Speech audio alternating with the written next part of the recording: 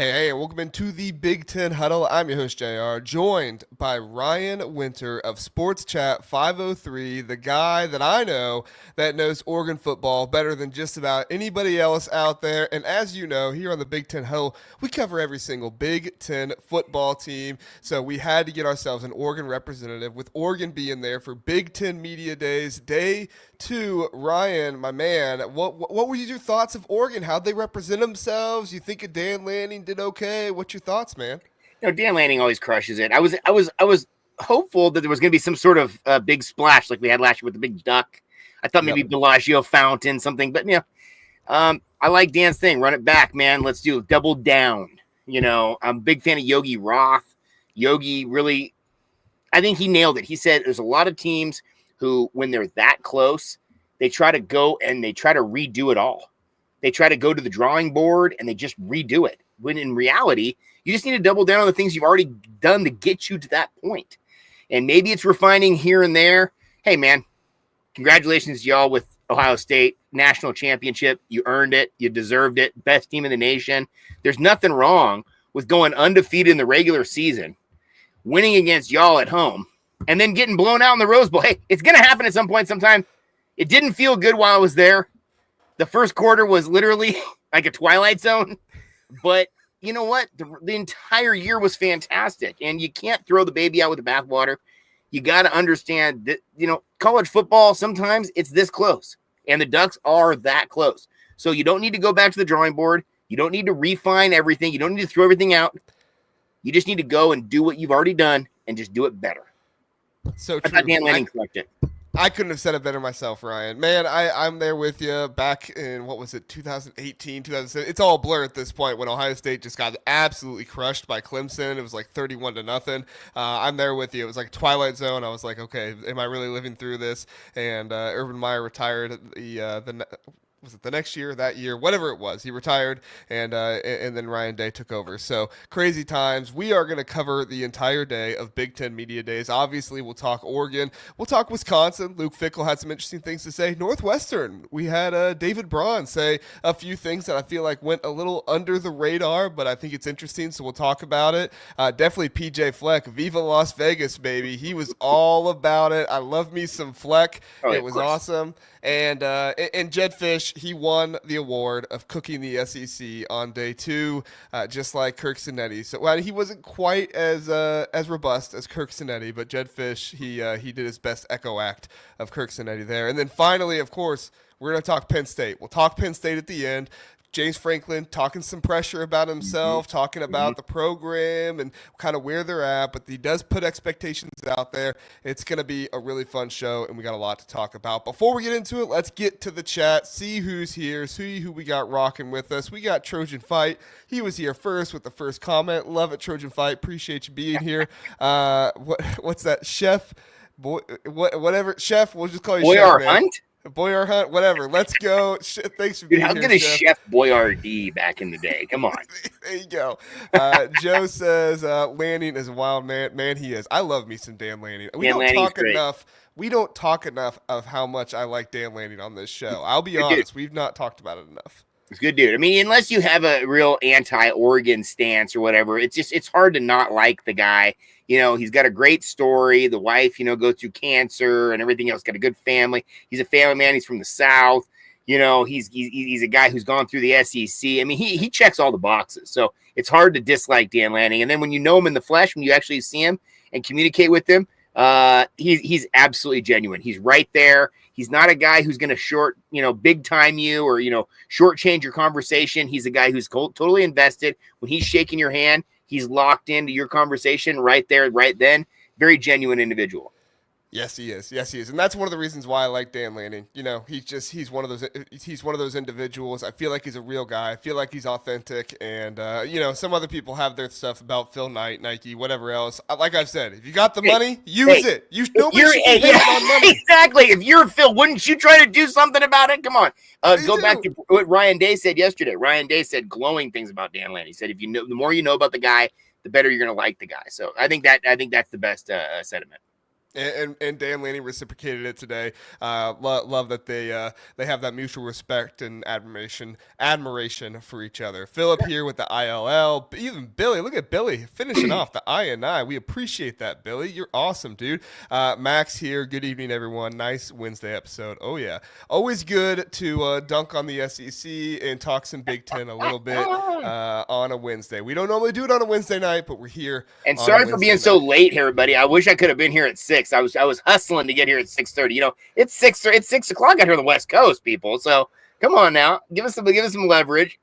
we started the show. I mean, I kid you not. When I started this show, just me doing it like in my office at my work. We did this at 9 o'clock at night because I thought, man, we need to do this at a time where people on the East Coast are still up and people on the West Coast can still tune in. But when I try to get Oregon people on here, Ryan, man, you're one of the only ones that's actually got the time for it at 6 o'clock in the day. I got other people that are like, I got to put I got to have dinner with my family. I got to have this. I got to have that. No, Ryan's here no matter what. Well, here, quick plug. My family includes my wife. Shout out. I love her dearly. Been married over 20 years. My son is a sophomore at Oregon and actually works for the football team, takes photographs for the football team. So Darby Winter Photo, if you're interested, he's got the inside information. He's taking pictures of the recruits coming through, of the uniforms, of all that stuff. He's like insider info. So there you go, people. Let's do this thing, man. Let's chat it up. Well, hold on. I didn't even have you plug your show. All right. I know you got the bigger channel, but still, man, plug your show in case you want some Oregon content. Dude, my channel, bro. I'm just a regular guy, bro. I'm not media. I'm a fan. I've been doing it since 2010. I'm the OG out here. There's tons of sports chat versions of what we consider sports chat originally, right? Which is now podcast. I was doing it when they weren't even calling it podcast. They were calling it a vlog. I was like, it's not a vlog. It's sports chat. I'm 503 is my area code. So, dude, I do a live stream Tuesday nights, every Tuesday night, 5:30 to 7:30 Pacific Coast time. It's hilarious. I got a good crew in here. You know, everybody builds their own community. Sports Chat 503 Familia is our crew, and we hold it down on Tuesday nights. But, yeah, other than that, I'm doing Ducks every week. I go to every game almost. I'm not going to go to Rutgers this year. No offense to Rutgers, but I'm going to be at that Penn State game, JR. There you go. Let's go. I love it. One more greeting. We got other people, but because he is my co-host on Thursday nights, it'll be here tomorrow night. Big Jeff. Big Jeff's in the house. Jeff, we appreciate you having you here. Oh, yeah. All right. We got a lot to talk about, Ryan. Let's do it. Let's start with Minnesota and PJ Fleck. Where'd you go? There you are. I'm cool. StreamYard's you can switch over to PJ Fleck. Row the boat, baby. Yeah, row the boat. Listen, PJ Fleck started off Viva Las Vegas there at the big podium. I love it. He was stoked to be there. PJ Fleck is always stoked. Energy. I swear. Brings the energy. This guy chews coffee or something. Like he doesn't have time for swallowing it or anything. He just chews on it and it's like sunflower seeds and spit it out. I don't know. He goes crazy. He also wanted to talk about how much he is encouraging his team to be delusional. He encourages his guys to be delusional because he thinks that if they're delusional enough, they can actually believe that they can make the college football playoffs. Why not them? And I mean, PJ Fleck they've gone over their win total 4 out of the last 5 years. Their win total this year is 6.5. Who's to say they can't get to 9-10 wins this season and possibly get into the college football playoffs? I love it. I love the confidence. I love what he's preaching to his guys. And then obviously Koi Perich, one of the big stars of the team, there was a quote that came out from him where he said that the Ohio State Minnesota recruitment came down to the wire. If you're an Ohio State fan, you know how much the Ohio State Buckeyes wanted to bring Koi Perich in, but Koi Perich talked about it's the home school, and I mean, this is what I've been saying about PJ Fleck for years now. He develops his players in the safety position in particular. They quietly have some of the best safeties in the country. They had Tyler Nubin 2 years ago. They had Koi Perich this year. They got Koi Perich and Kerry Brown, one of the most underrated safeties in the entire country. You are going to know the name Kerry Brown before the end of the season. I mean, the Gophers got it rolling. Koi Perich is going to be on offense, defense, and special teams. He's going to be the Big Ten's Travis Hunter this year. Ryan, what were your thoughts about Minnesota at Big Ten Media Days? Yeah, I just love PJ Fleck's energy, dude. You know, I know that during the recruitment of Dan Lanning, you know, PJ Fleck was in the same conversation. It was around the same time, you know, and PJ Fleck has just got a great, you know, energy. He's, you know, one of our guys who I loved out here, a guy named Tyson Alger, who's a writer. He said PJ Fleck would sell a lot of cars if he wanted to choose that path. He's just a salesman, and he knows that when he gets in front of the people, in front of the microphone, of the podium, he's got to promote his brand. And his brand is wishful thinking. His brand is let's shoot for the top. And being delusional, I don't think there's anything wrong with it in this era that we're in. I mean, you're basically playing a made-up game that is created so much buzz and so much energy and so much money. I mean, we're talking about football here. We're just talking about getting first downs and getting touchdowns. We're talking about football. And it is a multinational industry at this point. And PJ Fleck knows that his energy brought him to this point, and his energy is going to take him to the next level. You know, he talked about being above the number basically for the last, 4, 5, 6 years of being a guy who's constantly above the number, meaning that everybody kind of undervalues his team. And, you know, he's going to bring his team to the best levels possible. He's got a great energy. And if you're from that area, you know, I do think geographical regions matter. And I think that some kids want to stay in their region. I think other kids want to go away from their region. You know, they always talk about USC should dominate the Southern California region. There's a lot of Southern California kids who want to leave. They don't necessarily want to stay in LA. They've been in LA. You know, they want to go make their mark somewhere else. And I've always said about, you know, when it comes to recruiting, that, you know, playing time has always been the big thing. But recruitment is really now about development, because they know that the NIL money is just the first step. And if you want to get to the development, you want to get to that next level, you want to get to that NFL level, some of these guys have been a proven track record of getting these guys into a conveyor belt system of just pushing guys into the NFL. And there's some position groups that do better than others. And like you said before about the safeties, you know, PJ Fleck has a track record. So, you know, I'm a big fan of his. I'm a big fan of the whole row the boat theory. I think that team has some legs this year. They're going to have some tough games, but when I ran across the rest of their schedule, I kind of like them. You know, I like Minnesota. I thought originally I was going to be right around 6-6, but I could see them easily winning 8 games. You know, there's some games like PJ talked about today, how he was there. Maybe, I don't know exactly what the number was, 4 games last year within one possession. Yep.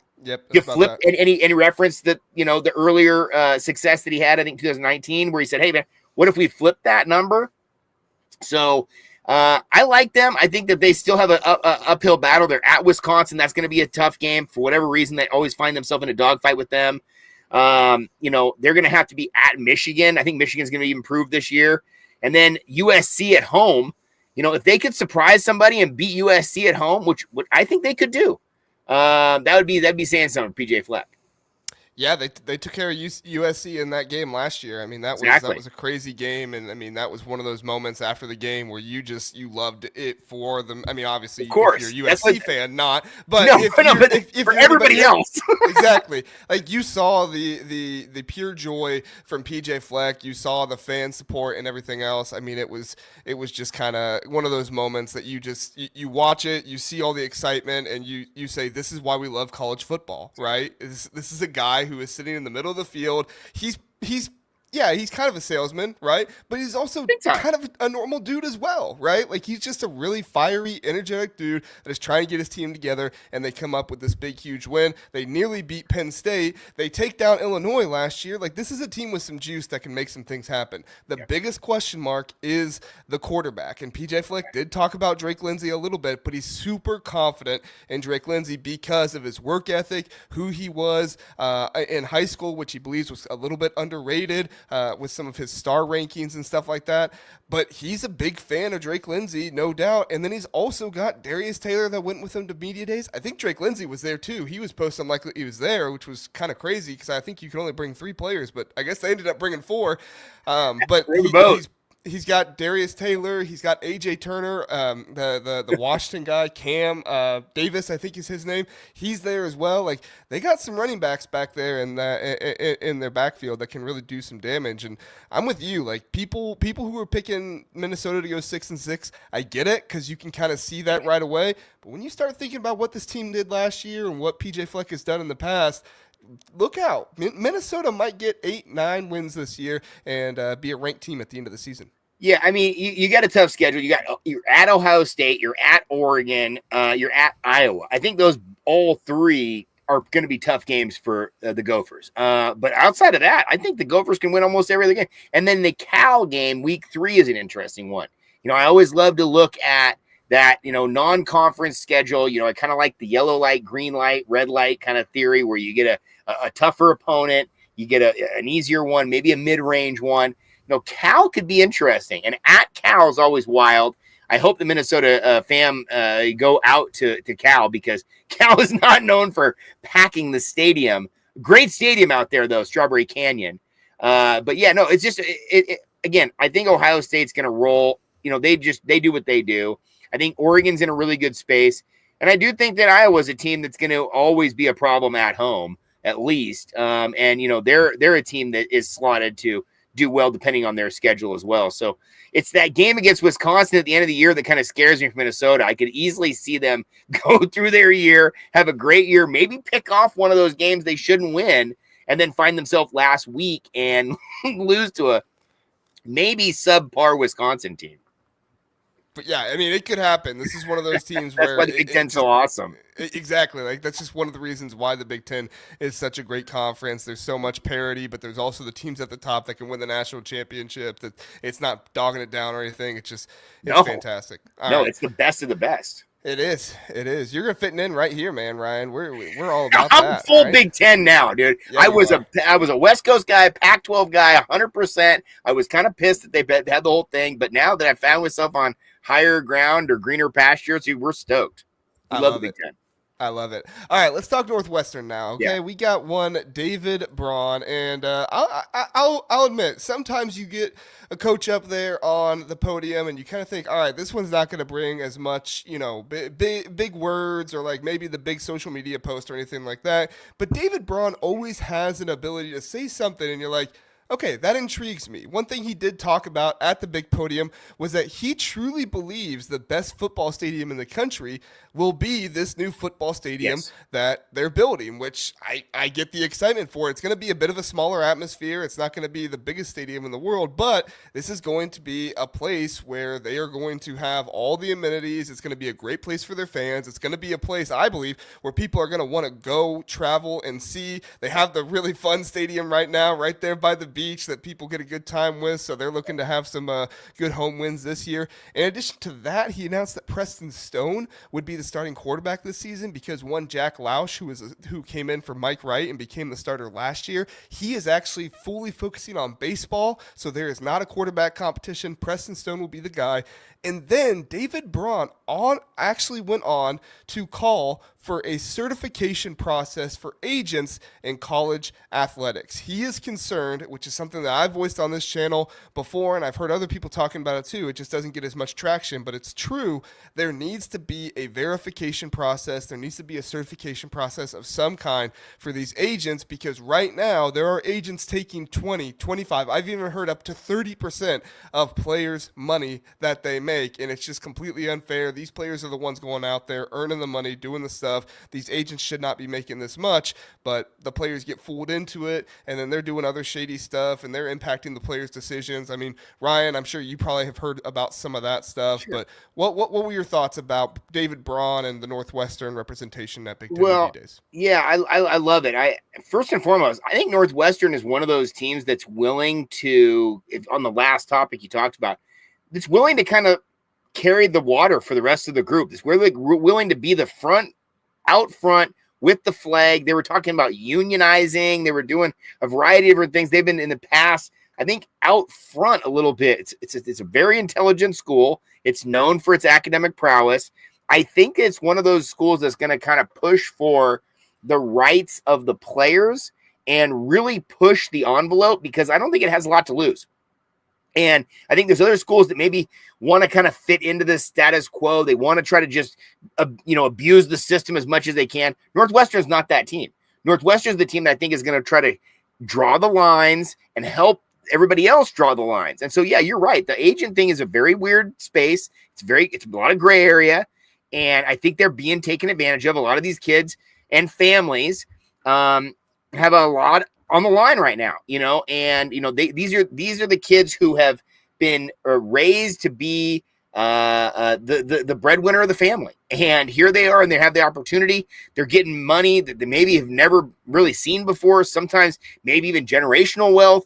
And so there's sharks in the water. And I think that the agents, like you said before, that really work for the best interest of the student athlete that can help on their path to the NFL and everything else, those are solid. But I think there's a lot of other people who are just joining the space now because they see the money. And I think Northwestern can really carry the water there. On the team, I'm going to that game this year for the Ducks. I love the fact that the Ducks are going to play at the soccer field. They get a chance to be there on the lake. It's a cool experience. It's a good environment. But going into like the idea of a stadium and architecture and structure and what you want out of a thing, you get to build it from the ground up.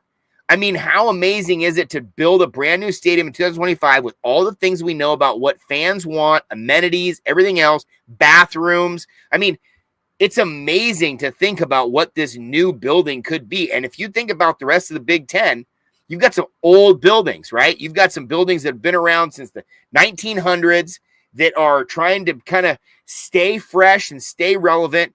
And for us, Autzen Stadium was built in 1967. That's relatively new in the Big Ten. Most of these schools in the Big Ten, their stadiums are from the 1920s, 30s, 40s. And they've had a tremendous amount of upgrades and developments, but to be able to just completely wipe the slate clean and build a brand new stadium, I don't think anybody in the Big Ten really has that opportunity. And they're going to have a great stadium. And right when we got here, you know, as Oregon Duck fans, right when we got to the Big Ten, one of the things I kept hearing was people love to talk about how do you travel to the stadiums, how you travel around. Northwestern is the easiest one to get to, especially for us from the West Coast. We can fly into Chicago and be right there.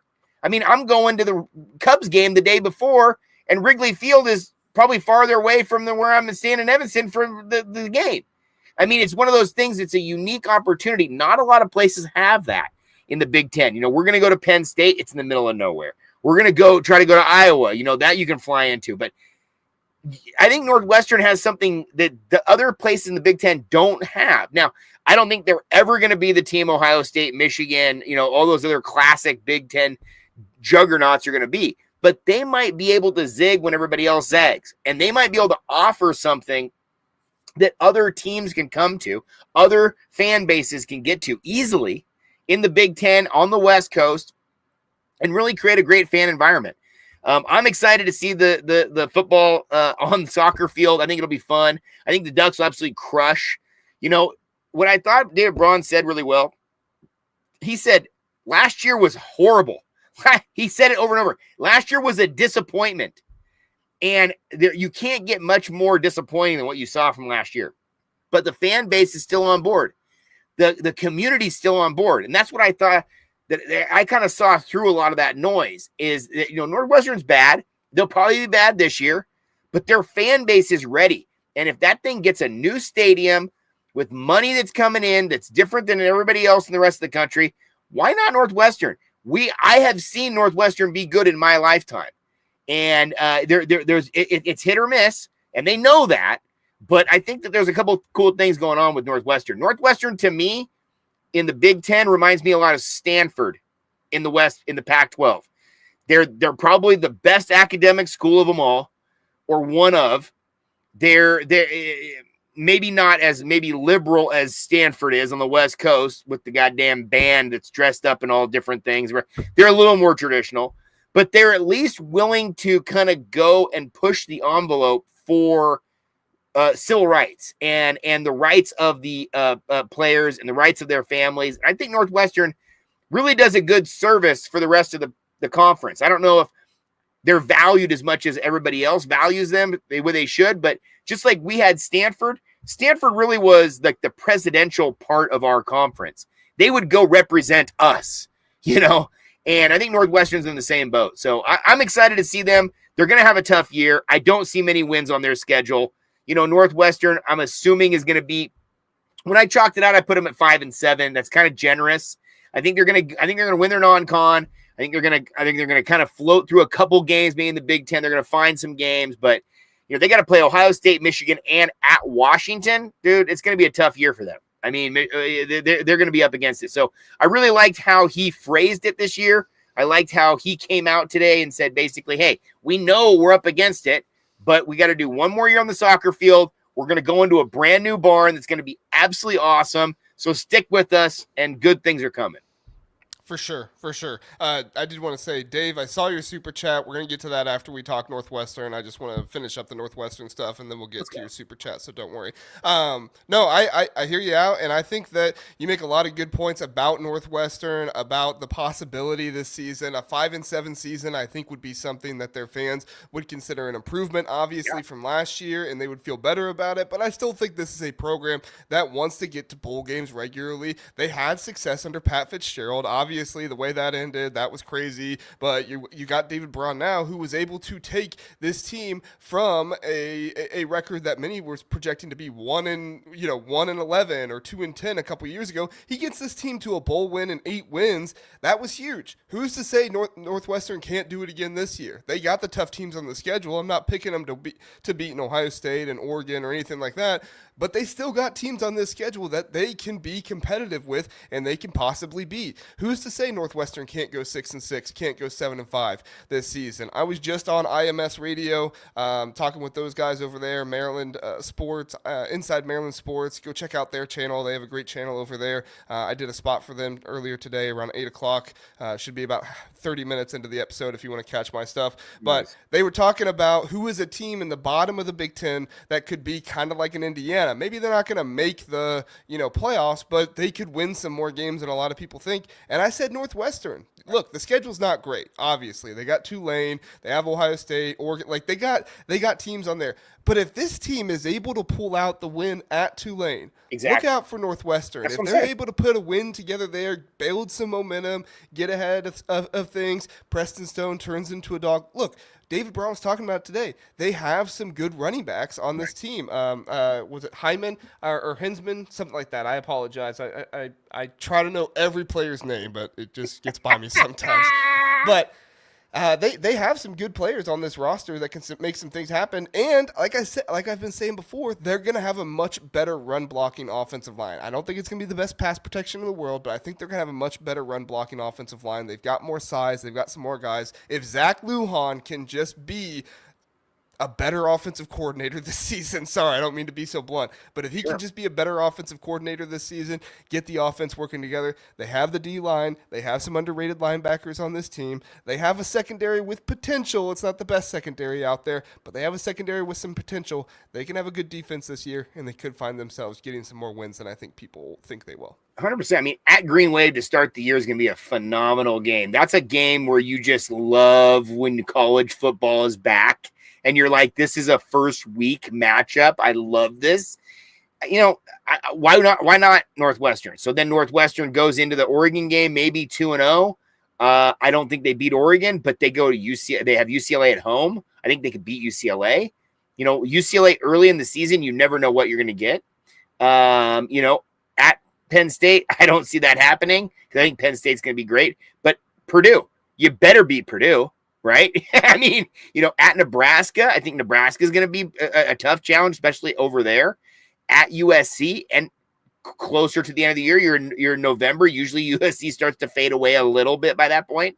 Michigan, I think, is going to be a loss. Minnesota could be a really pick-em game. And then at Illinois, if Illinois is the team we think they're going to be, then that's going to be an absolutely barn burner of a game at a top 25 opponent.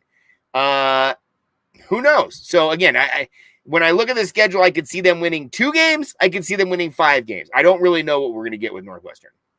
Yeah, it'll be an interesting season for David Braun and the guys there. All right, Dave says, I can see Minnesota losing to Cal or Nebraska before they lose to Wisconsin. I'm with you on Cal. I'm not so sure about Nebraska.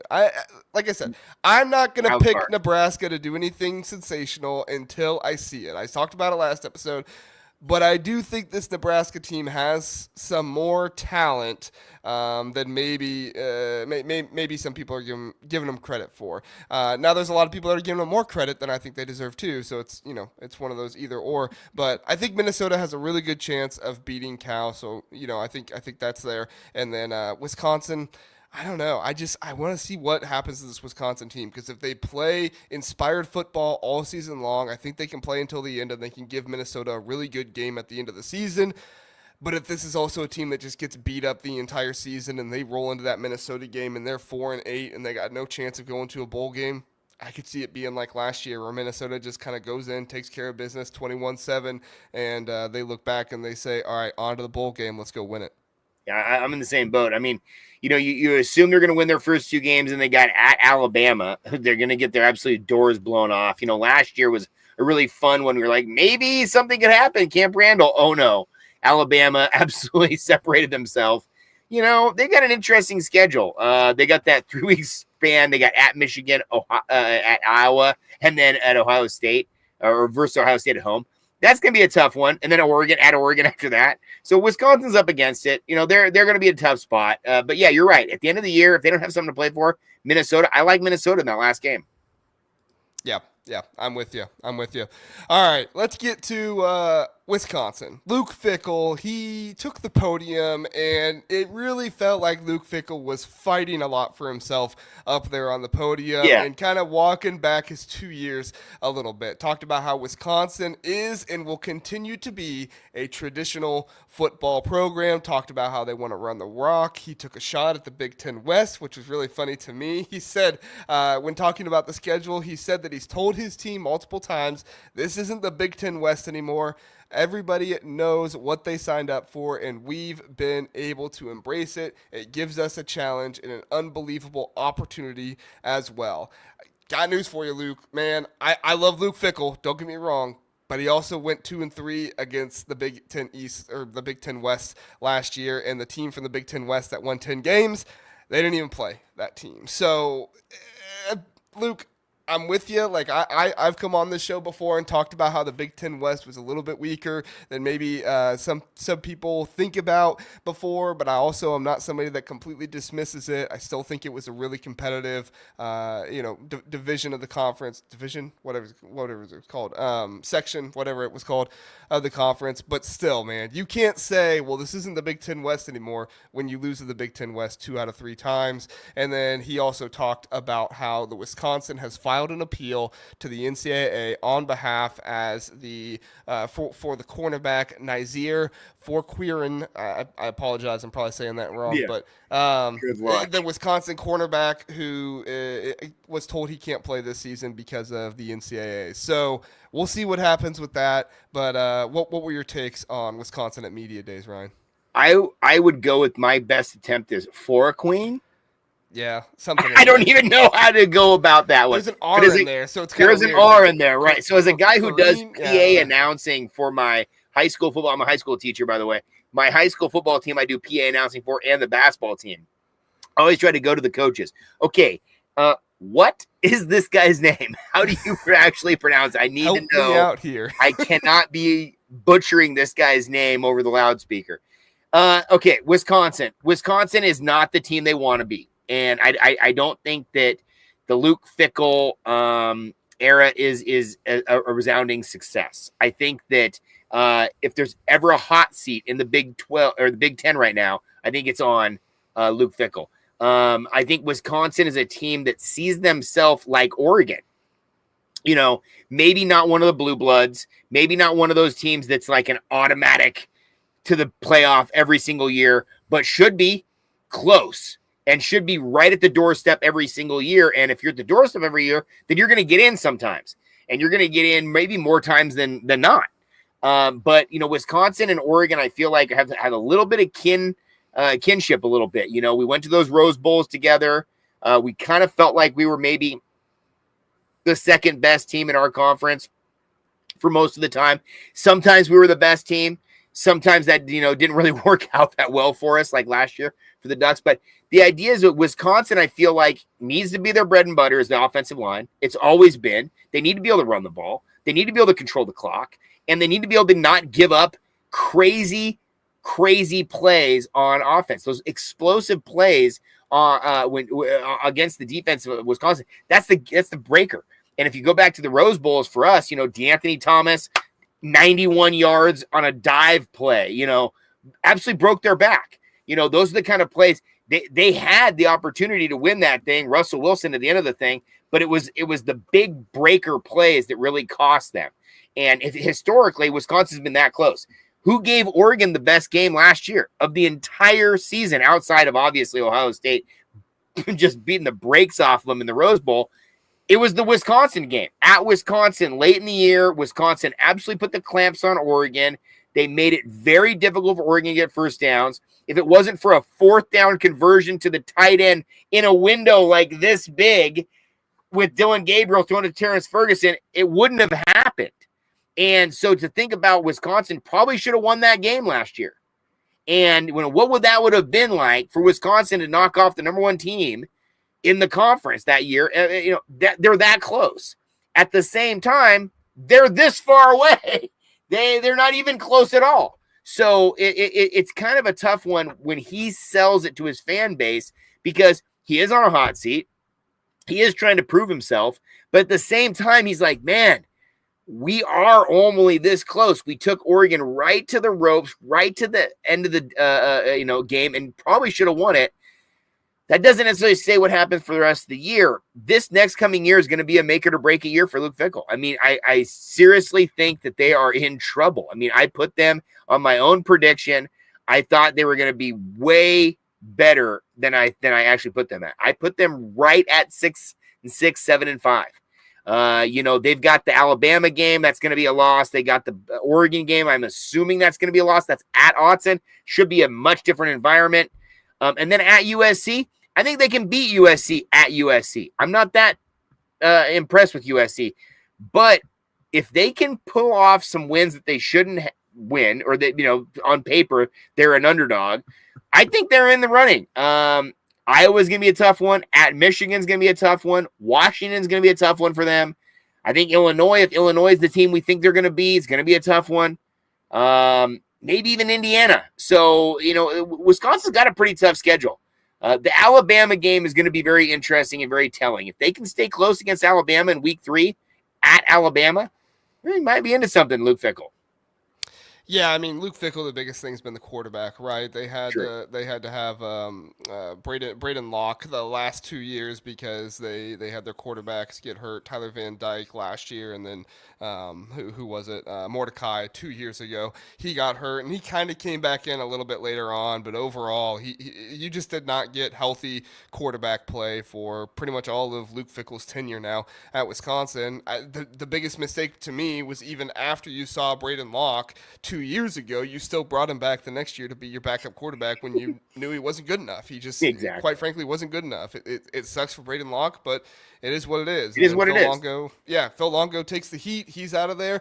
Jeff Grimes did a really good job running the ball at Kansas. We'll see if they can make it happen. They bring Renfro, their starting center, back, but they did get the left tackle that got hurt in spring practice. So I do think this Wisconsin team has the ability to have a pretty good offensive line this season, but you really don't have a star running back. I mean, Cade Yakameli, he's somebody that has really been a boomer bust guy. He's gotten some really big carries, but he's also not really been the reliable back down in and down out.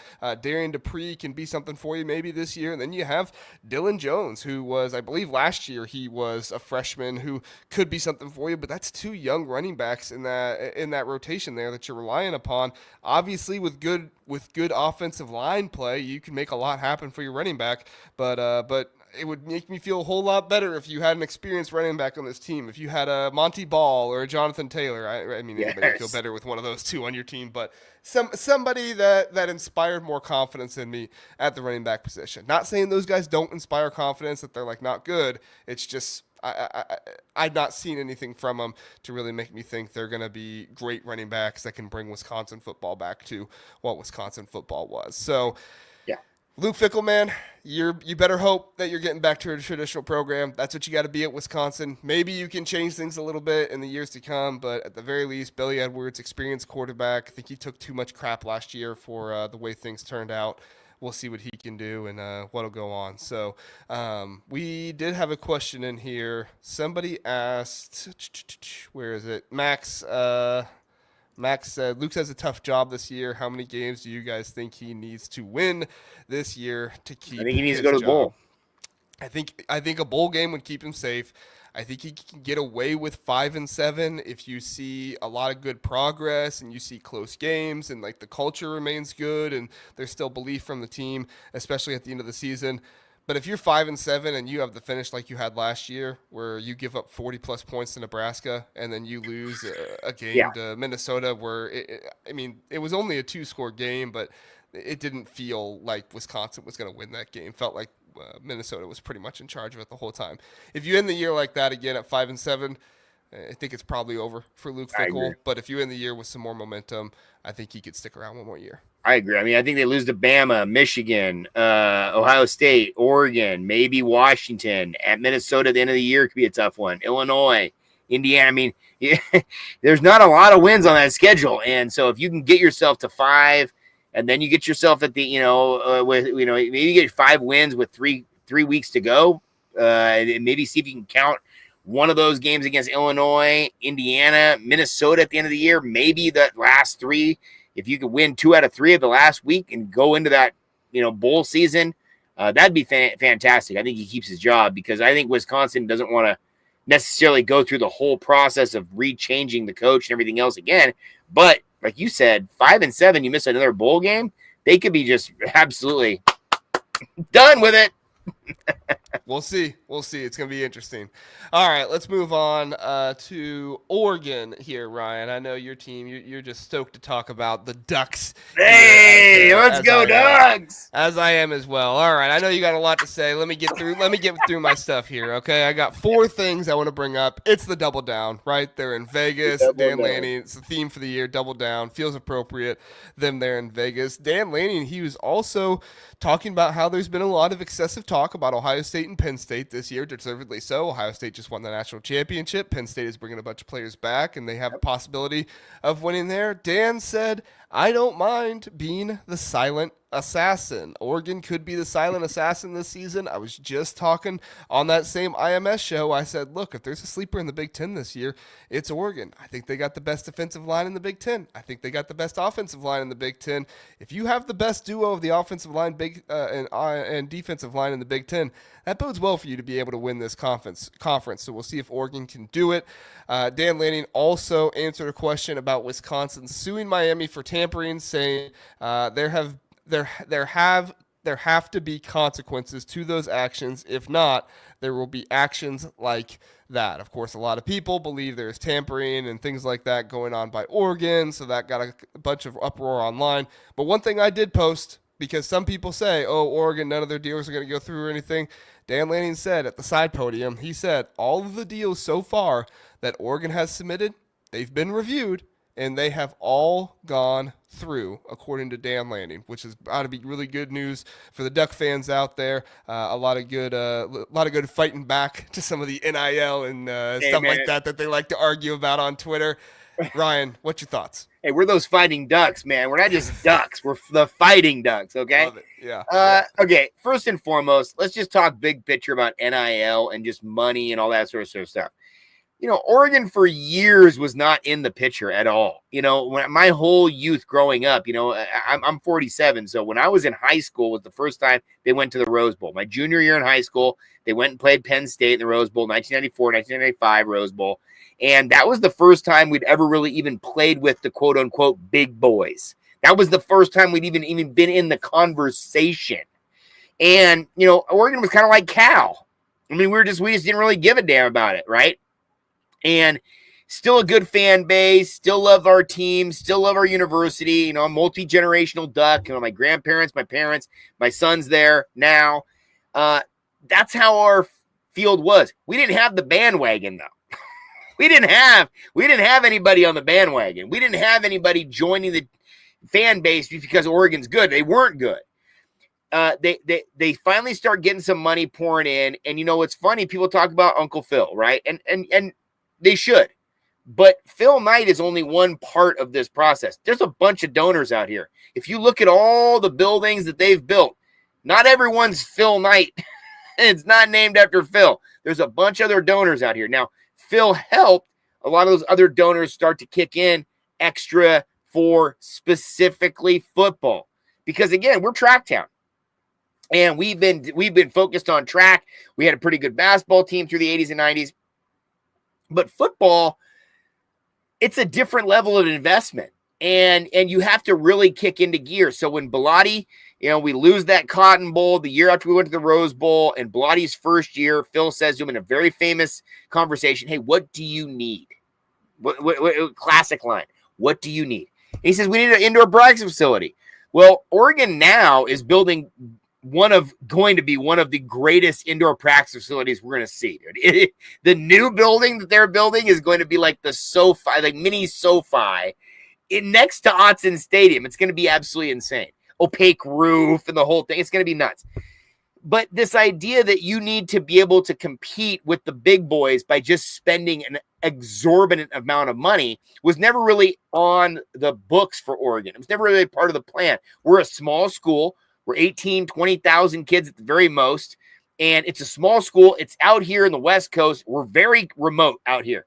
We're on the edge of the continent. And, we don't really have the same cachet. We don't have the same number of alumni coming through. We don't have the same number of boosters. So all of a sudden now, the old money starts getting mad at the new money when we start coming into the fold, right? We bring in the new jerseys. We have the connection with Nike. The Nike connection is very organic. It started here. We didn't buy our way into a multinational corporation. They were born here. It's exactly the opposite. So the idea is that Oregon is the new money program. They are starting to spend money. Well, now all of a sudden, it's NIL. It's transfer portal. And what happens? Surprise, surprise. Oregon does very well. Oregon gets kids who think they can really be developed to get to the next level, which they have. Look at what happened with Bo Nix. Was Bo Nix a first round, second round quarterback coming out of Auburn? Nope. But he was out of Oregon. So everybody want to talk about how Oregon doesn't develop anybody. Oh, they do. They do. That's why people are coming here, people. I'm sorry.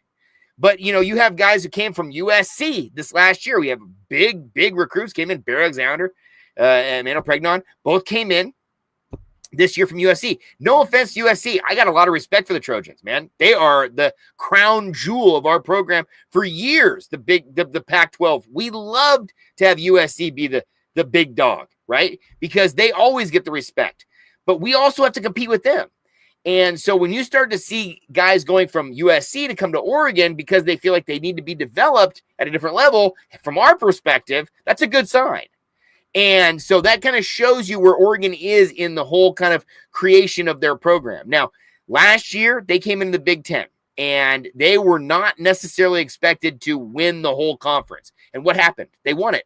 I was there. It was a great moment. I mean, again, you give Penn State 5 more minutes, they probably win that game. But the point being, they won it. They finally won it at the end. And then what happened? I was in Pasadena. I mean, I still feel like I've got, pain in the lower regions from that first quarter. I mean, that was literally the biggest punch you could have under the belt. I could feel. I was like, what the hell happened here? But Oregon needs to use what happened in that Rose Bowl to propel them in this offseason, which they did. They were that close. And who did they lose to? The national champion, the best team in the country. You're either losing to Texas or Oklahoma or, Ohio State, not Oklahoma, I guess, last year, but historically, some of the best teams in the country. If you lose to some of those best teams in the country, you don't have to hang your head. And I think that there's kind of a perspective of there's a national group out there saying, well, Oregon doesn't deserve it. Well, Oregon deserves it just as much as anybody else. There was a time where Oregon kind of looked at us almost as like the West Virginia of the West. We're way past that now. Then when Chip Kelly first started, that's kind of what it was. Rich Rod was over there. Chip, we're doing kind of the same thing. Pat White, Dennis Dixon kind of a thing. We're way past that. Oregon went into the Big Ten last year and not only won in football, they won 7 other conference championships. They won 8 conference championships in their athletic program in year 1, including baseball and softball at the end of the year. That's phenomenal. And we'll take that. But the ideology is this next year, Oregon's not necessarily the number 1 team. Everybody thinks it's going to be Ohio State, the returning champion. Everybody loves Penn State because they're bringing everybody back. So, yeah, Oregon's now looked at as maybe the 2nd, 3rd best, 4th best team, whatever they want to be. That's fine by us because Oregon's going to do what Oregon does. The key thing for us is, and it's kind of like this, like if you've ever been out here, you can understand it. It's gorgeous. It's unbelievable. A lot of people who have a lot of opinions about Oregon. I live in Portland. You want to ask people nationally what their opinion of Portland, Oregon is? They've never been here. They have no idea. It's not a war zone. It's an incredible city. It's lovely. Now, my point being is that they see the same thing with Oregon football. How can you get kids to Florida, from Florida to Oregon? How can you recruit nationally? Well, Oregon has found a way. They found a way when it comes to collectives. They found a way to stay relevant when it comes to NIL. And they are not the same level of school that some of these other schools are when it comes to alumni base, when it comes to the amount of money that's being pumped into it. And people think that Oregon has some sort of unlimited budget. They don't. They're telling kids straight up, we will pay you the market offer, but we're not going to go above and beyond. But you can come here and really do some things. And I think Oregon has proven that. Look at a guy like Dylan Gabriel. Look at a guy like Bo Nix. Look at Derek Harmon last year. You think Derek Harmon goes first round coming out of Michigan State last year? No offense to Michigan State. Again, Sparty's great. And I love Jonathan Smith. I'm a big fan. But Oregon's doing stuff different out here. And you got to give them some respect. I know a lot of people don't want to do that out of the gate, but it's a fun environment. It's a cool place to be. It's a great fan base. It's unique. You can just focus on football out here. Eugene's a small town. There's a lot of things going for U of O. And I think Dan Lanning encapsulates it best by saying, hey, I'm blessed to be here. I don't want to go anywhere else. The grass is damn green in Eugene. That is a unbelievable message. And when he doubled down on Stan in Eugene, it just solidified the whole program. So I'm a big believer in it. I mean, there's so much you had to say there. I want to comment on all of Sorry. it, but you made so many good points. I mean, the main thing that I want to comment on is the development aspect of stuff, because I think a lot of people go after Oregon because of the transfer portal and how many players they get through there, and I get that, right? We want to try and make it seem like, oh, this team can develop and this team can't, whatever. At the end of the day, certain programs have to build certain ways because of whether it's geography, whether it's the way that they're viewed, currently now, and then they have to go to players at other times, whatever reason it is. At the end of the day, if you win, are you really going to look at a player and say, oh, well, it doesn't mean as much because they were a transfer? No, right? Max Brosmer went to Minnesota, and Minnesota fans embraced him and loved him just as they would any other quarterback that came in there and did really well for him, right? Will Howard went to Ohio State. Ohio State fans loved on him, embraced him, just like any other quarterback that would have came in there and won a national championship for him. Now, maybe it's not exactly the same, right? There is the thought of like the homegrown kid and stuff, but let's be honest, those happen fewer and further between than they ever have before. At the end of the day, like, let me just say this one thing really fast. Yeah. Ted, Big Ten Ted, who now covers Oregon over there at Scoop Duck, he made a fantastic point putting together that the team of Oregon this offseason has put on over 1,300 pounds together as a team. That's muscle. That's not pizza, right? Their overall peak power numbers have increased by 21%, and their average gain for freshmen is 17 pounds each. That's phenomenal. That's called development. That's called getting your guys ready in the offseason, and it's one of the reasons why Dan Lanning, I love him. I think that he runs a really good program. I love that he's in the Big Ten, and I love that he said heck no to Alabama and the SEC and decided to stay in the Big Ten because he knew it was best, number one, at Oregon, and number two, he loves the conference, the Big Ten. Yeah, 100%. I mean, we're a small state. We're 3.5 million, 4 million out here in the state of Oregon. We don't produce a lot of D1 talent. I mean, we've had two quarterbacks from the city of Eugene that came through U of O and went to the NFL. Chris Miller in the 80s, Justin Herbert right now. And, those are our guys. Those guys went to Sheldon High School. They literally are in the shadow of Eugene. Justin Herbert used to walk to the games at Autzen from his family's house. I mean, you can't get any closer than that. That's very rare. That rarely ever happens. I loved Will Howard. I thought Will Howard represented their university freaking fantastic. I thought he was a great player. He made an error in the Oregon game by trying to get an extra couple yards for his kicker, and he didn't slide early enough. If he had slid a second earlier, they probably get the kickoff and win the thing in the stadium. I was there. And so it's like you're going to fault the kid for that. And I hate to say this as well because I'm a huge Chip Kelly guy, but it felt like Chip Kelly completely took the air out of the freaking ball in the game against Michigan and didn't let Will Howard do Will Howard things and put them in a very precarious position to put them into that situation where they lost to Michigan. I felt like they didn't do what they've done the whole year. They should have aired the thing out. They should have gone to JJ. They should have gone to other sort of stuff. And I just felt like they didn't do that. And here I am watching the game. I'm a Chip Kelly fan. And I'm also a Carlos Loughlin fan. I don't know if you realize this. Also, after the Rose Bowl, after the game, I went and shook hands with Carlos Loughlin, man. Coach Lock and I are good. Like I'm on the level of like, you got to respect your opponent. I always grew up with sportsmanship. I played 3 sports all the way through. I was a captain of every team I played on. I shook the hands of the other opponent. I thought that's very important to understand that. You better tip the cap when you lose. And, you know, the fact that Michigan beat Ohio State, that was the biggest thing that happened to Ohio State that catapulted them to the national championship. And I knew that it was going to happen. As soon as they beat Ohio State, I was like, oh, no. As soon as Oregon was going to see Ohio State in the Rose Bowl, I was like, oh, God, buckle up. It's going to get wild. So I love the fact that Dan Lanning came out right away and took accountability for that loss. Said today, hey, that fueled us in the offseason. That was, you know, we're this close. We need to push it just that much more. We need to be that much more on it. We need to try to do what we can.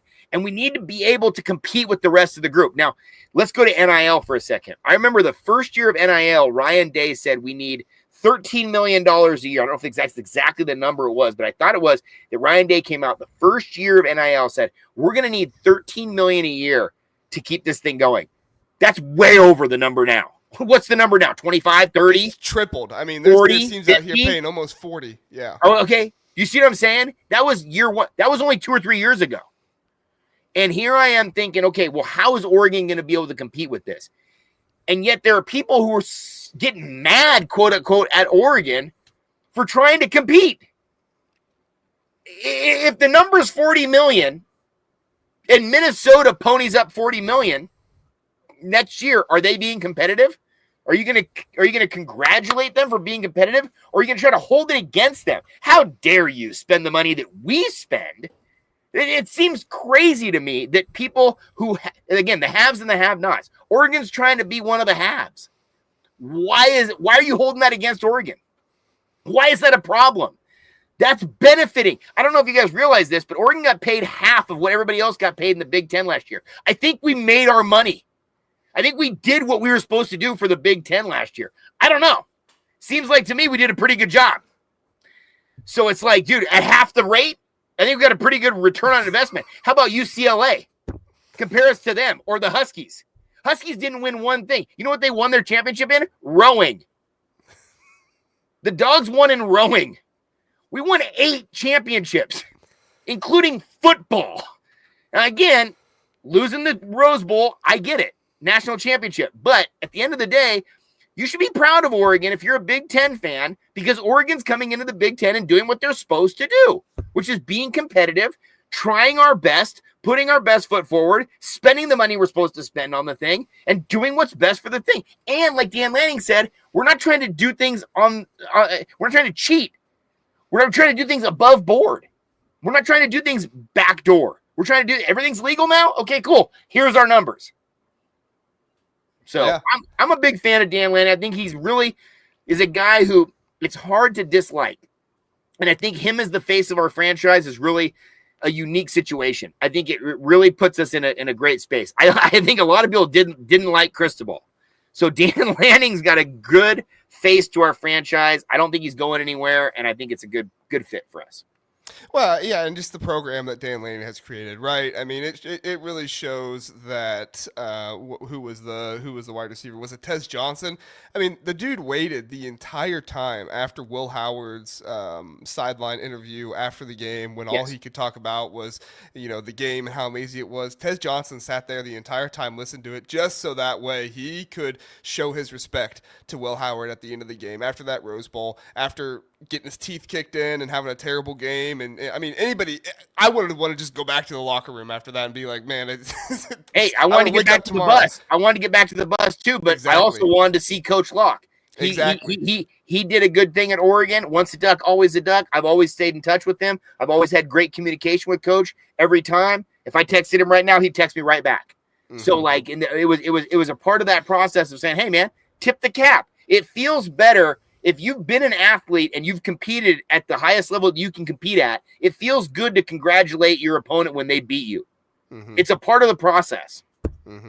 Totally agree. And then when you get to the NIL, this is the last thing we'll say on Oregon, and then we'll move on. But you get to the NIL, I'm going to praise teams that go out and spend money on their program to try and make their program in the Big Ten better more than I'm going to talk about teams that do well that don't spend money. Because guess what? At the end of the day, everybody's getting huge checks from this media deal, this TV deal. Go use that money for football. Go use that money for what makes money for this conference. Don't just sit back and say, oh, we're just going to put this toward our rowing school or anything. That's not a shot at Washington. Hey, man, no. First sport I thought of. Washington's putting money in it too. Washington fans, I'm not coming after you by any means, but you're awesome at rowing. My brother-in-law. I want to see investment. You're getting a bunch of money from the Big Ten. Go invest and go take down the dirty, rotten SEC. I can't stand it. I don't know if you can tell, Ryan. This hat is a anti-SEC hat. Right. Undefeated in hypothetical matchups. They just lose more. All right, buddy. Guys, as soon as we went to the Big Ten, on the shop. Oh, I totally agree, Jared. As soon as we went to the Big Ten, my number one enemy was the SEC. I was like, oh, finally, now I can be anti-SEC. And in the Pac-12, we couldn't be anti-anybody. Maybe we were anti-MAC. But you know what? It is what it is. Go back to the idea about NIL. You got to put your best foot forward. Oregon's trying their best. Last year, they paid up to get Derek Harmon. It was a huge play. Derek Harmon benefited from coming to Oregon. Oregon benefited from having Derek Harmon. This year, it's Bear Alexander. Bear Alexander coming in, it should be a major piece. He's wearing number 1. If you're a DL and you're wearing number 1, you better be bringing it. Oh, yeah.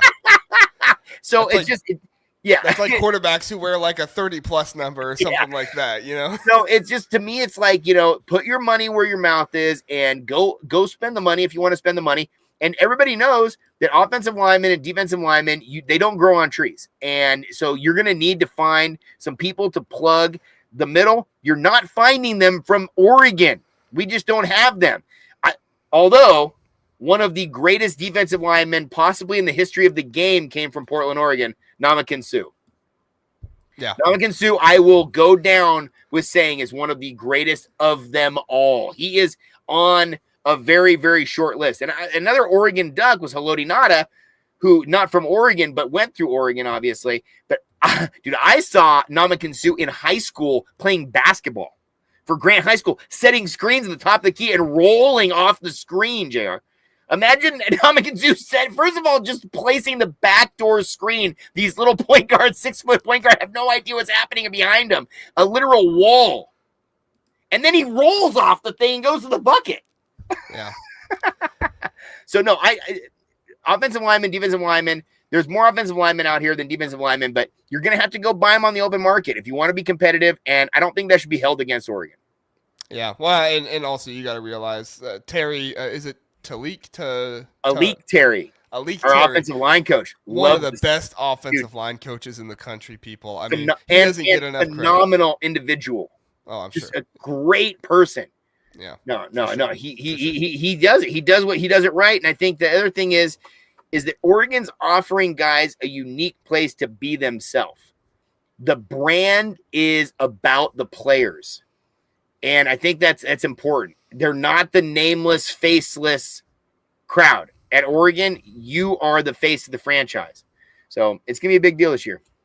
Love it. Love it. Hey, we had to make sure we didn't want to put too much slander on the MAC here. We had to make sure we put up Max. I'm just messing. Love the MAC. I'm just saying, like Oregon, in the Pac-12, it felt like sometimes we were more competitive against the West Coast Conference or the MAC or the WAC or anybody else, because again, the SEC hated on us so much. The Big Ten even hated on us so much, even though we were supposed to be brethren in the alliance. Yeah, that alliance did not last. The alliance didn't do a damn thing for us, buddy. Oh man, but Max sticking I up for love the Mac Mac there. shit, dude. Go Birds. Nothing wrong with the Mac. There's Nothing nothing wrong with with the the Mac Mid-American or the Panthers. American Conference. I think there's Oh yeah. great football to be played all across the country, Listen, not just in the Big Two. I'd bring Memphis into the Big Ten. I mean, $200 million, You know, and if it doesn't go well, they're going to kick themselves out. so Sure. I mean, talk about that for a second, because this whole idea about them wanting to go to the Pac-12 and the Pac. What is the deal? Why would the Pac-12 not want Memphis? I don't get it. I don't. It get doesn't why make people don't any want sense Memphis. to me at all. Yeah, I don't get it, man. You want I North mean, Texas and not Memphis? or is it Texas State? They took Texas State. I don't care. Yeah. One of the Texas schools I don't know existed until they came into the thing. I think Memphis is better. Derrick Rose? Yeah. Come on. Well, and they got basketball too. That's the thing. Like they have They're a basketball program too. School. Yeah. So I don't get it. Well, Ryan, I know that you were just going on and on, hoping that we wouldn't have to talk about this team, but we do have to talk about it. I'm just messing with you. Let's talk some Huskies, because Jedd Fisch came out and he had some thoughts about his team, but he also had some thoughts about the rest of the nation too. In particular, one of those conferences down south, that being the SEC. He took a lot of his time today to stump for the Big Ten, and I loved it. Kirk Cinetti cooked this SEC on day one. Jedd Fisch cooked on day two. My question is, who's going to cook on day three? We can talk about that later, though. We got to talk about this. He said 3 of the last 4 teams to compete in the last 2 national championships are from the Big Ten. Jedd, I got a better stat for you. The Big Ten hasn't lost to a single conference other than themselves in the playoffs the past 2 years. They have not lost to another conference a single time the past 2 years in the playoffs, current Big Ten teams. He talked about let the school year be the school year and the portal be the portal, an overwhelming message. Ryan Day talked about it yesterday a little bit too, but it didn't get publicized as much, talking about how there needs to be a portal window in the spring, and that's the only one. They don't want the portal window after the national championship. They don't want it in December. They want one in the spring. And he also talks about how this is a national football league. He said this is the closest thing you're going to get to the NFL, because it's not regional. It's not everybody all close together and howdy ho to each other. This is a national football league that will prepare you. And he used it as a reasoning for why the Big Ten needs to make sure it's not just a 5+11 model, because you have Big Ten teams like Washington, like Oregon, who are making big travels across the country. We saw what happened to Oregon when they were traveling time and time again. Finally, they hit that Wisconsin game. That wasn't the worst trip in the world, but that was still a trip that was difficult for them. Washington last year, they had to go all the way to Rutgers, and quite honestly, they should have won that game a couple different times, but because of fatigue, kicker, whatever you want to call it, they didn't finish out that game, and that's something that Jedd Fisch, I think, was alluding to. He didn't outright say it. I think he was alluding to that as well. And then the quote of the day about scheduling, he said the NFL doesn't play the CFL in the middle of the season, talking about how the SEC gets their FCS cupcakes in the middle of November to give themselves a rest there.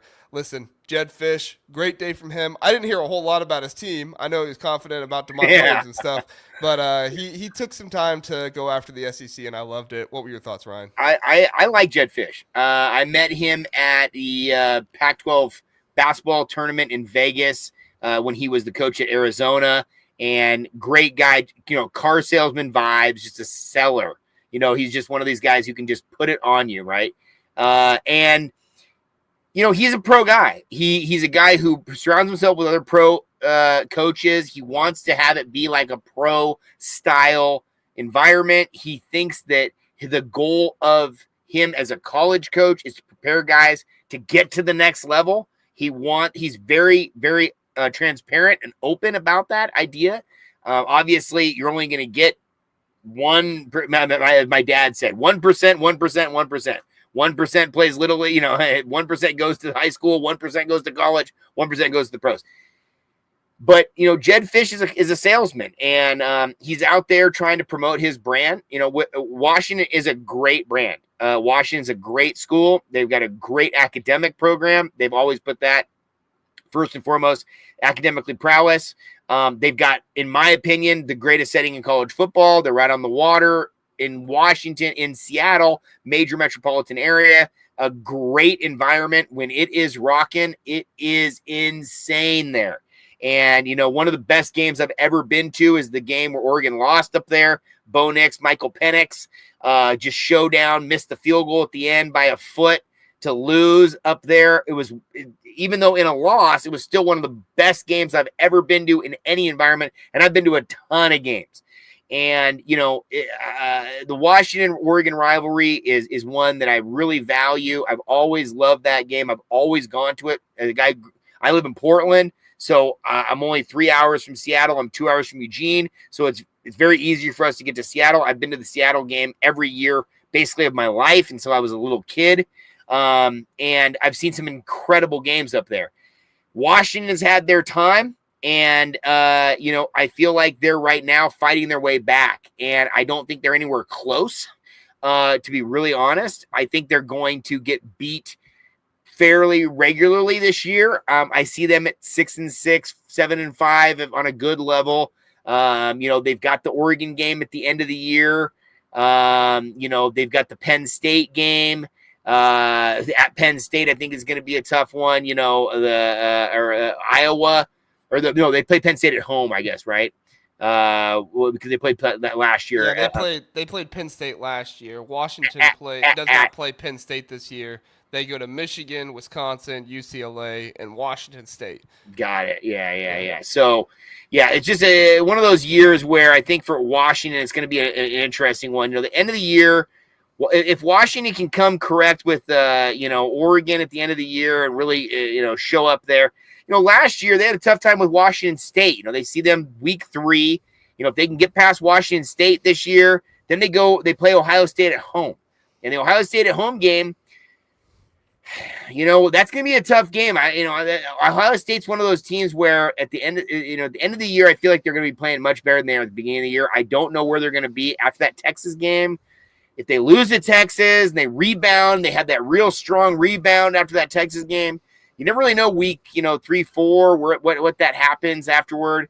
It's going to be a tough one. So I just feel like Oregon is going to be a problem for them at the end of the year. Washington's not where they need to be. So they're not really talking about their team. They've got a fun quarterback. DeMar Williams is really going to be a really good quarterback for them. He's going to be exciting, but I just don't think it's going to be where they want it to be going forward. So it should be interesting. I like the Huskies to be better than they were last year, but it's going to be tough.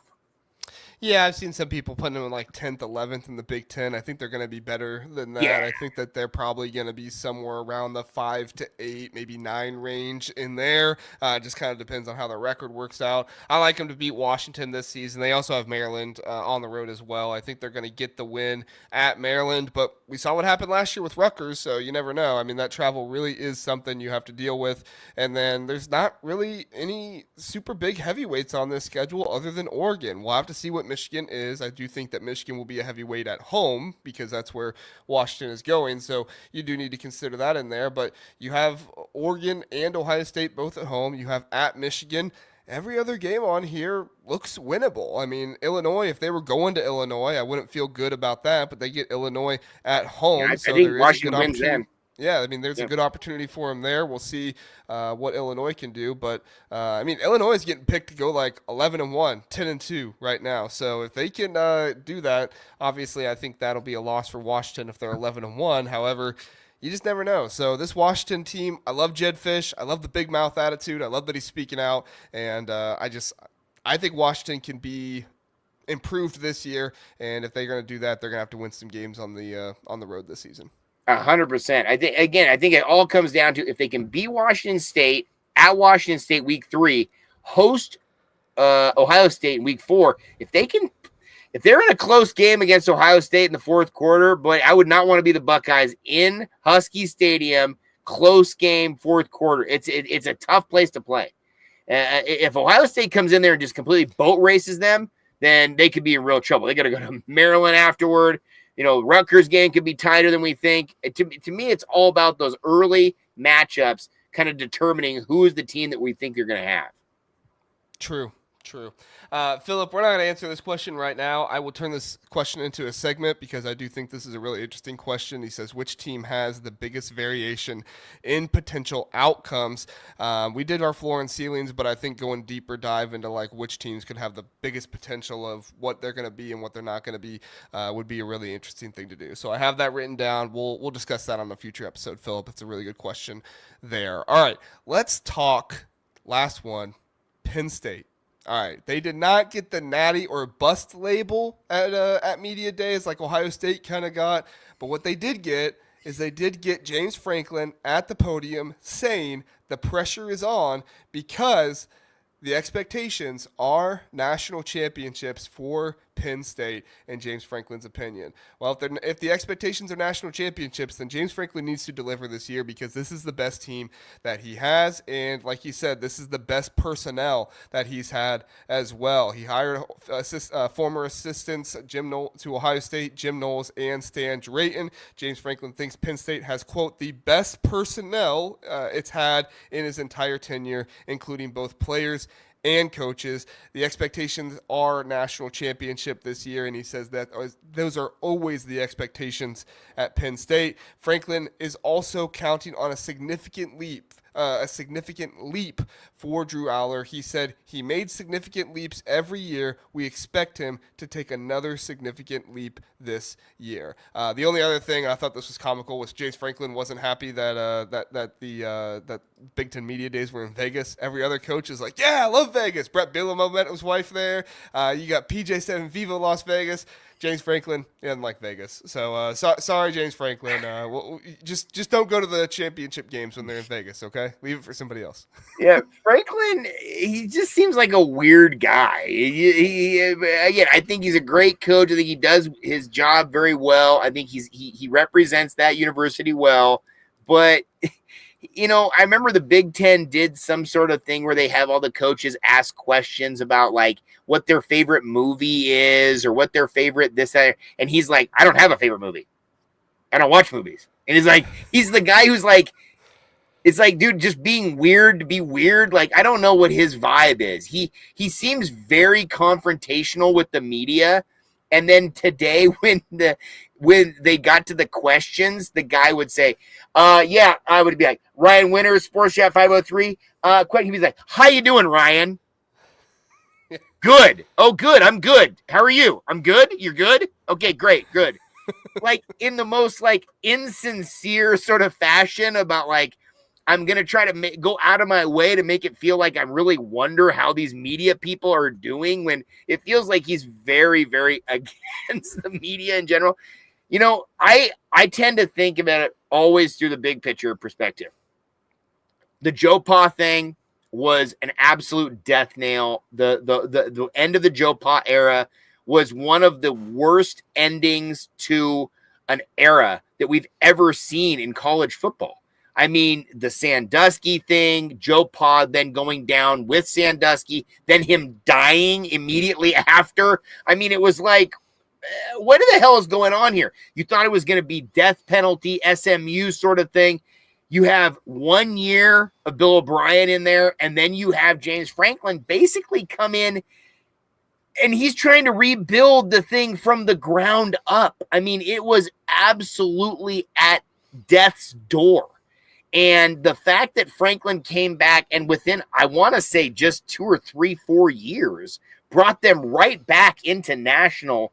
I don't know if he won the Big Ten in 2019 or 2017 when he won 2017, right? So it was like, I mean, within some years there. So I think Franklin has done way more for that program than really anybody has expected for him to do. Last year, when I went to the Big Ten Championship, I got to talk with a bunch of Penn State fans. And Oregon has only played Penn State twice, ever.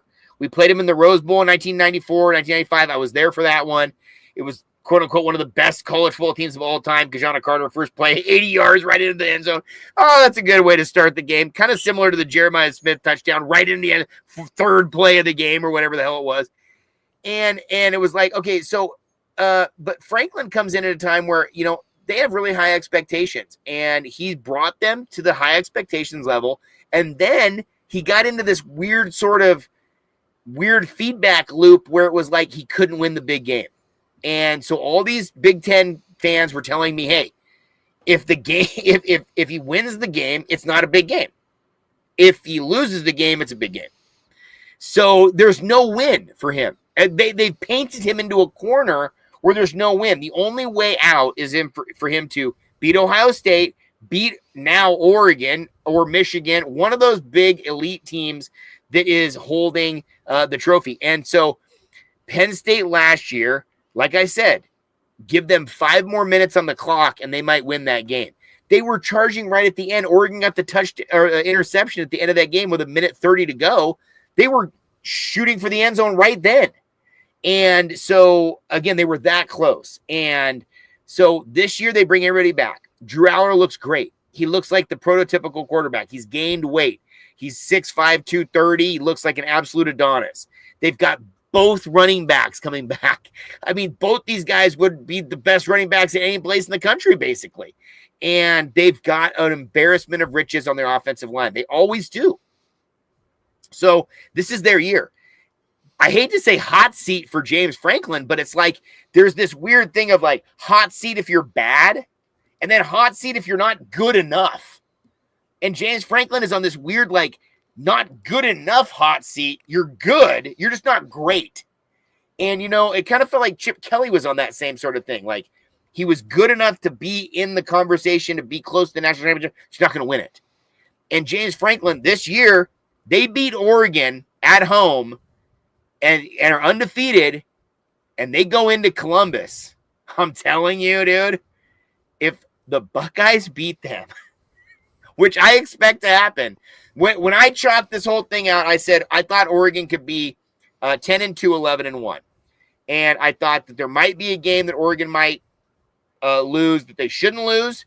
And then there's probably going to be only one game on the list that Oregon would lose that they should lose, which would be at Penn State. I think it's going to be the only game the whole year Oregon's going to be an underdog.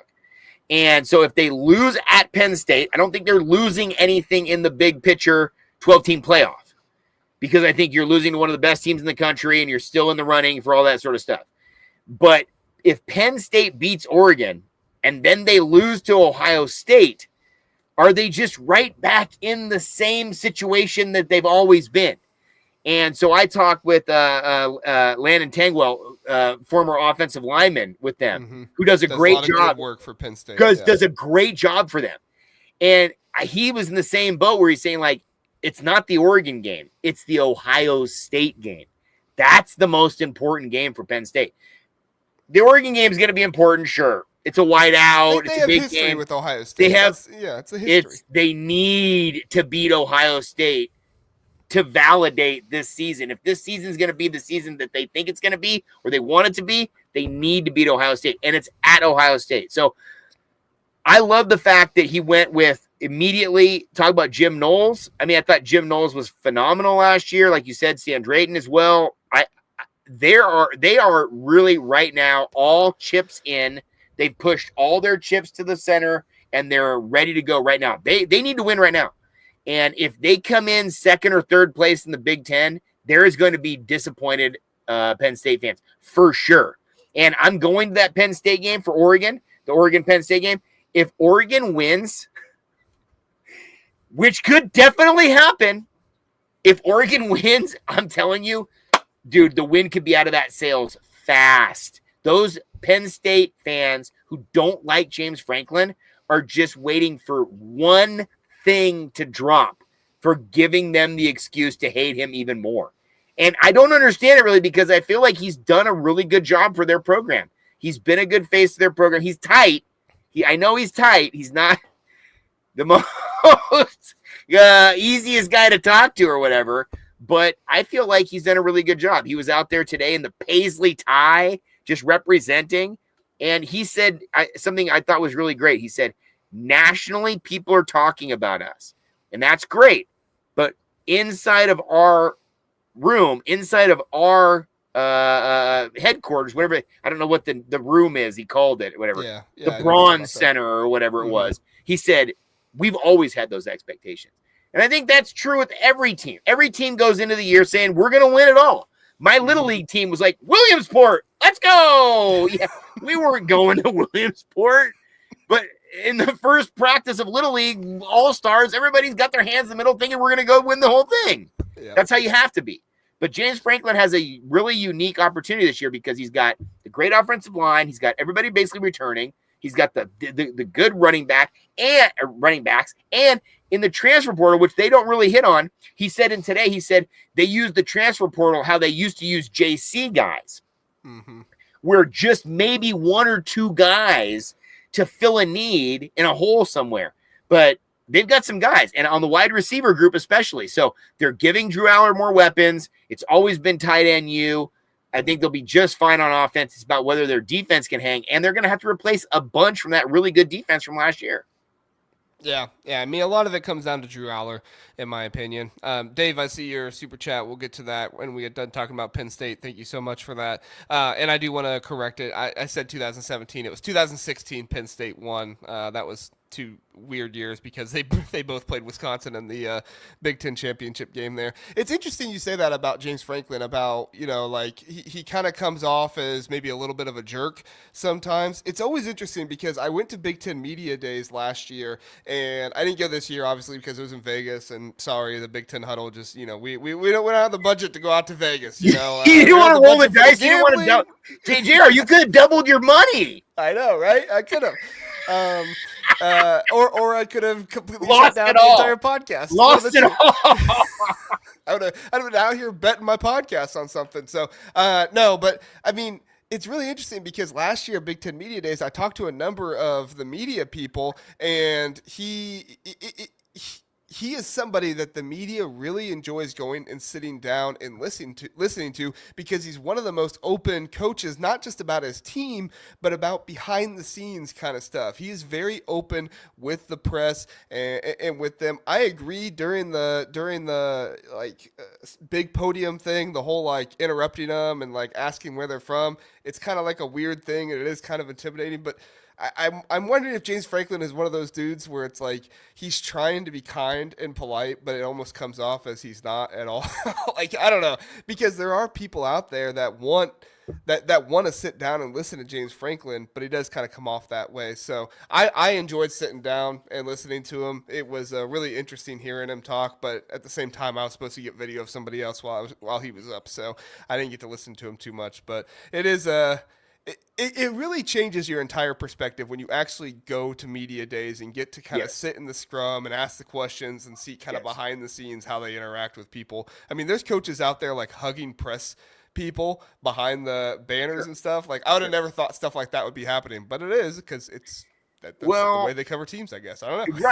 Right, and there are some really good relationships in the coach to press world where they need those people to promote their brand. I mean, I heard it from a couple different people talking about thank you to the media. I think James Franklin even said it, of all people. Thank you to the media for promoting our brand.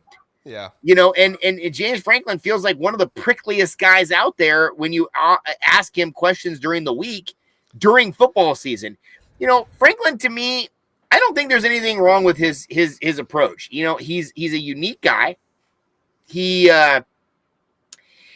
doesn't necessarily have the same vibe as other coaches, but he's got a great track record.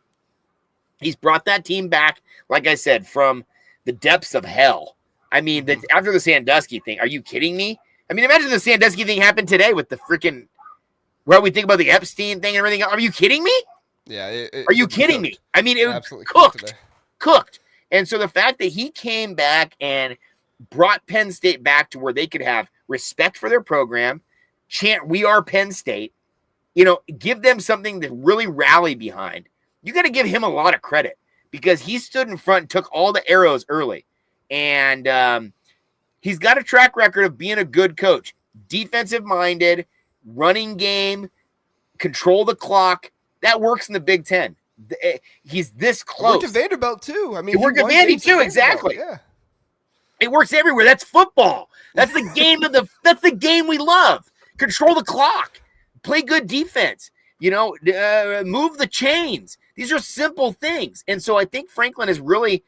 It was crazy to me when I heard such negativity from these Penn State fans. I talked with I'm a guy who likes to chat, obviously. I like to go talk with the opposing team when I go to a game. I immediately go into their tailgates and chat with them because I want all the information I can get. And it was amazing to me how many of them said they like our coach better than like their coach. They're like, we love Dan Lanning. Freaking Jizz Franklin, I hate that guy. I'm like, what? How? It didn't make any sense to me, but I can understand his perspective. It's a little different, but also I feel like his school is different. I don't think his school is the same as everybody else in the Big Ten. You know, I still come from the perspective of them being independent. Right? I'm old school. So, like, I still see them as being one of these people who looks at everybody else's look down on the rest of the group in a conference. Oh, you have to be in a conference, huh? You know, kind of like BYU. BYU never needed a conference. Now they do need a conference. You know, Penn State didn't need a conference. Now they do need a conference. And now they need to win that conference to be legit. So I think Penn State's right there. I think your top four this year, obviously, I think it's Penn State, Ohio State, Oregon. And I think Michigan's going to find their way back into this thing. I really do believe Michigan is going to rebound. If it's not Michigan, I think it's going to be one of those schools like in Illinois, Indiana, one of those other schools in that mix. But I think Oregon's in this thing, and I think that a lot of Big Ten fans, if they want to like another school that's like somewhat non-threatening and it's not a traditional type of thing, man, give some love to these Ducks, man. Yeah, we're a fun team to watch.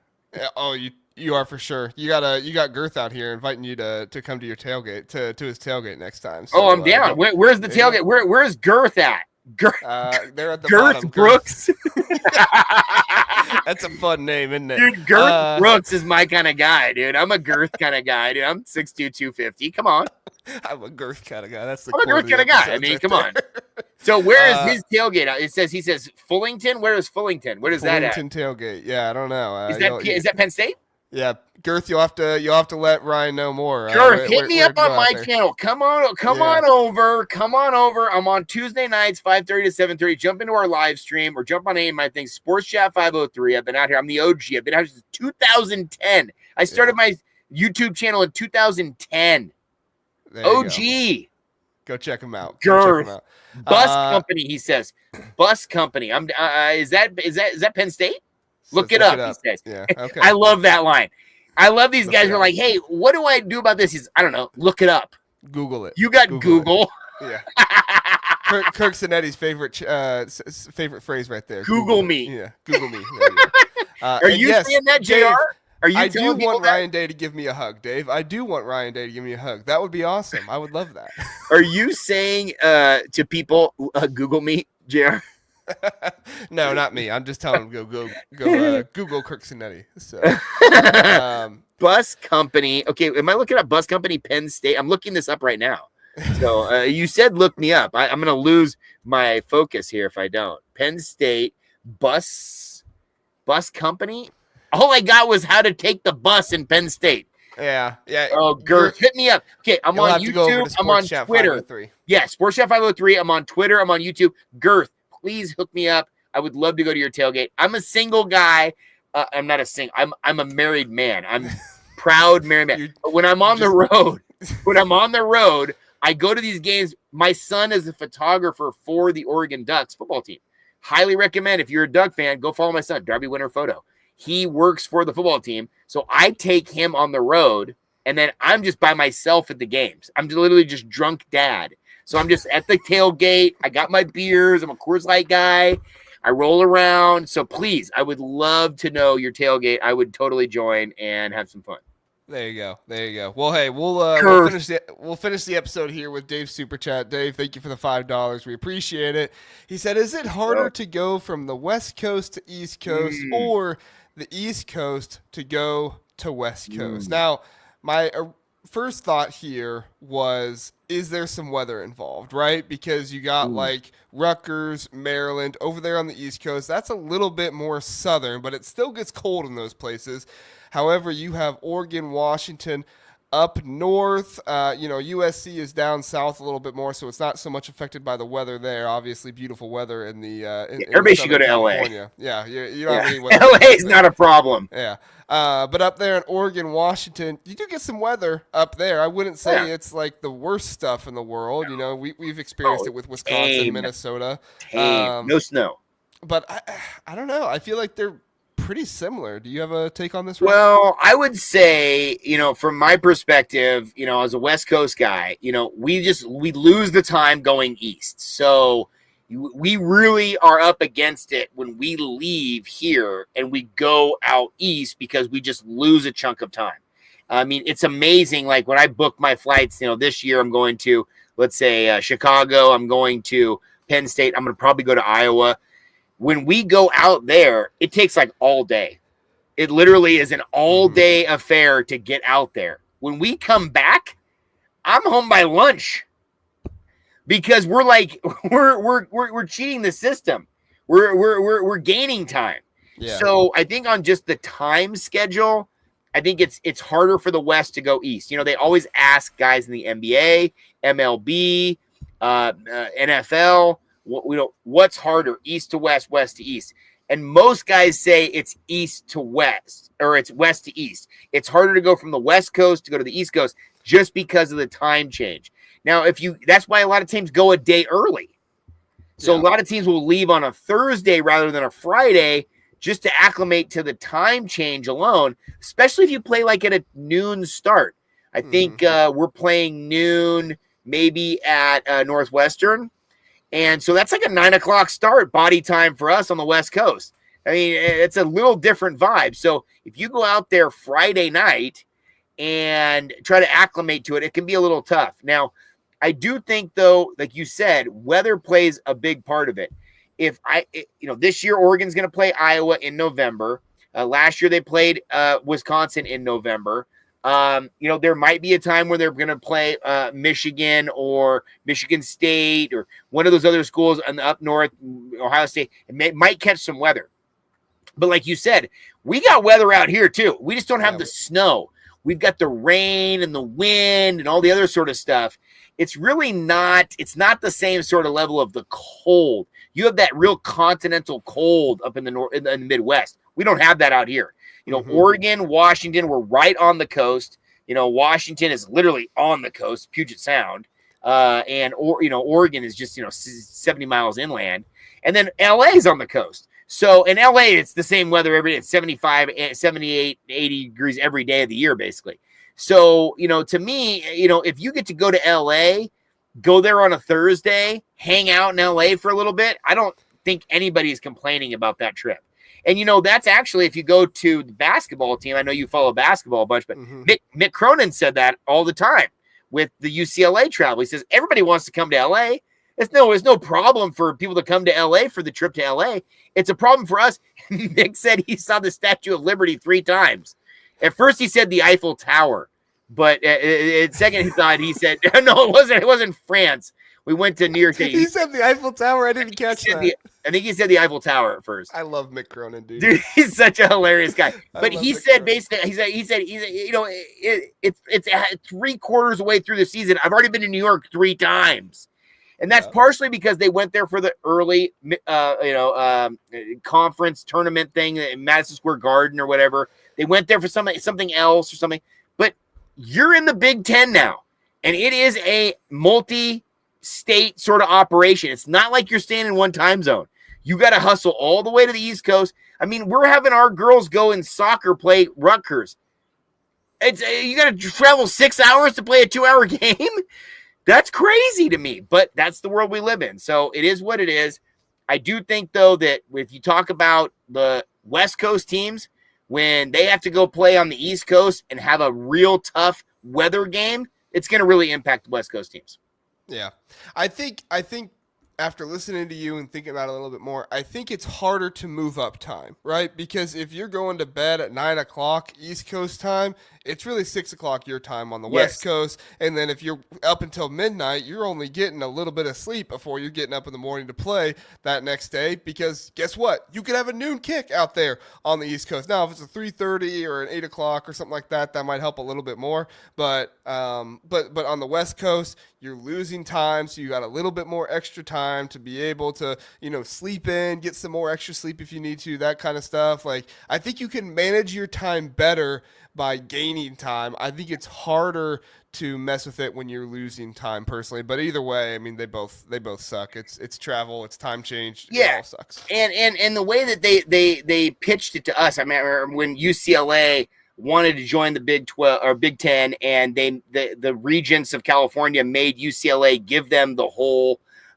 breakdown of how much it was going to cost. They said it was going to cost like $1 million in travel. Mm-hmm. And the regents were like, wow, that's a lot of money. It's like, that's just a drop of the hat compared to what they're getting though. Mm-hmm. So it's like, fly them charter, no matter. Yeah.